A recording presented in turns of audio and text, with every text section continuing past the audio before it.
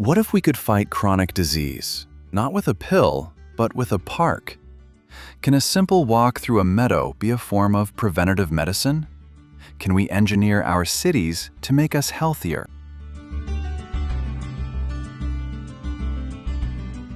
We identified 9 rundown parks. 4 received a complete ecological transformation. Turf grass and cracked cement replaced with native Michigan wildflowers, walking trails, and community birdwalks. The other 5 were left as is.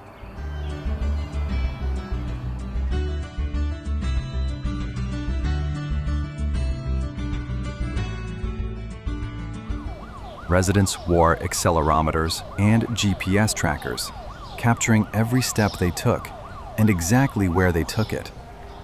The question: would a restored park actually draw people outside and keep them moving?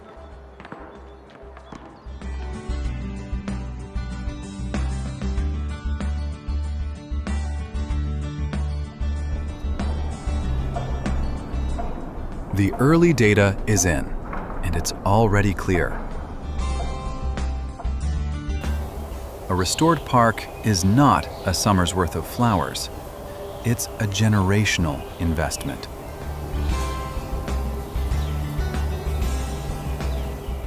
At baseline, both communities looked the same, but over time, the trajectories split.